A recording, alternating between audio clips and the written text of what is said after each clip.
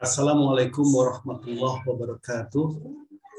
Sahabat Bina Masyarakat Berdaya yang dirahmati oleh Allah Subhanahu wa Ta'ala. Alhamdulillah, pada hari ini kita memasuki bulan Rabiul Awal, bulan dilahirkannya Rasulullah Shallallahu Alaihi Wasallam. Maka pada bulan ini kita jadikan momentum untuk mengingat kembali sepak terjang Rasulullah SAW, untuk mengingat kembali pribadi-pribadi agung Rasulullah SAW. Karena dalam pribadi agung tersebut, maka wajib untuk kita tauladani. Bukankah Allah Subhanahu wa Ta'ala pernah berfirman, "Laqad kana lakum fi Rasulillahi uswatun hasanah liman kana yarjullaha wal yawmal akhir wa dzakarallaha katsiran." Lalu pribadi agung seperti apakah pribadi Rasulullah SAW? Hal ini pernah pula ditanyakan oleh para sahabat kepada Bunda Aisyah radhiyallahu anha. Para sahabat mendatangi Ummul Mukminin Aisyah radhiyallahu anha. Wahai Ummul Mukminin, bagaimanakah akhlak Rasulullah SAW? Aisyah radhiyallahu anha menjawab, akhlak beliau adalah Al-Quran. Apakah kamu membaca surat Al-Mu'minun? Kata Aisyah radhiyallahu anha selanjutnya, bacalah qad aflahal mu'minun. Maka mereka membaca qad aflahal mu'minun sampai ke ayat li furujihim hafizun. Berkatalah Aisyah radhiyallahu anha, inilah akhlak Rasulullah sallallahu alaihi wasallam, seperti yang diriwayatkan oleh Bukhari dalam Adabul Mufrad.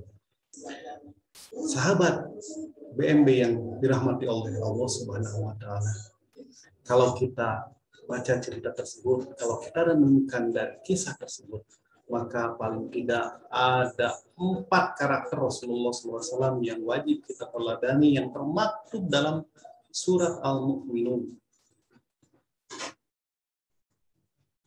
Lalu kalau kita baca, A'udzubillahi minasyaitonirrajim, qad aflahal mu'minun alladzina hum fi sholatihim khashi'un. Yang pertama adalah khusyuk dalam sholat. Khusyuk dalam sholat adalah merupakan salah satu yang wajib kita teladani dari Rasulullah SAW. Rasulullah dalam sholatnya selalu khusyuk dalam melakukannya. Lalu khusyuk itu adalah seperti apa? Maka khusyuk itu adalah dia. Khusyuk itu merendahkan diri. Khusyuk itu merupakan pancaran hati yang tenang, sehingga sholatnya menjadi fokus kepada Allah Subhanahu wa Ta'ala. Khusyuk bukan berarti lupa daratan, tidak ingat apa-apa, karena pernah Rasulullah SAW sholat, dan ketika sholat dinaiki oleh cucunya, dan beliau membiarkan cucunya sampai cucunya turun, lalu beliau melanjutkan sholatnya.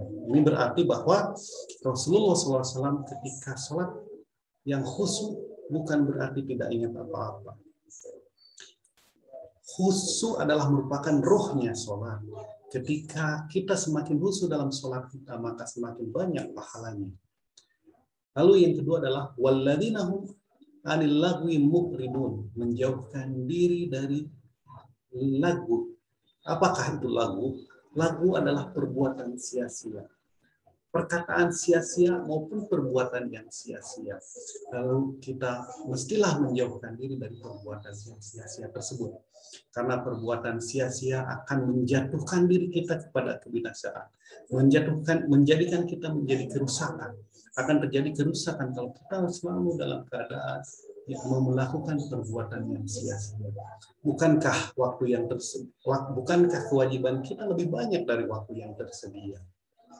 Lalu yang berikutnya adalah walladzina hum lizakatihim fa'ilun, menunaikan zakat. Bagaimana Rasulullah SAW sangat konsen dalam zakat ini, karena zakat ini akan mengentaskan kemiskinan. Para muslim tidak ada lagi muslim yang kelaparan, tidak ada lagi manusia yang kelaparan, tidak ada lagi manusia yang meminta-minta. Karena dengan menunaikan zakat ini, baik yang zakat yang wajib maupun yang sunnah, maka ini akan merubah suatu bangsa menjadi bangsa yang maju. Lalu yang berikutnya adalah walladzina hum li furujihim hafidun, menjaga kemaluan dari perbuatan zina. Bagaimana Rasulullah SAW adalah orang yang paling menjaga dirinya dari perbuatan-perbuatan zina, menjaga pandangannya, menjaga badannya dan seluruh tubuhnya dari hal-hal yang perbuatan zina. Bahkan zina ini bukan hanya harus kita jauhi, tapi juga harus tidak boleh kita dekati. Wala taqrabu zina. Nah, demikianlah sahabat BMB yang dirahmati oleh Allah Subhanahu wa taala. Marilah kita jadikan bulan ini sebagai momentum bagi kita untuk mengubah diri kita, untuk memperbaiki diri kita, untuk lebih optimal lagi diri kita dalam meneladani Rasulullah SAW. Sekian, wallahu a'lam bishawab. Assalamualaikum warahmatullahi wabarakatuh.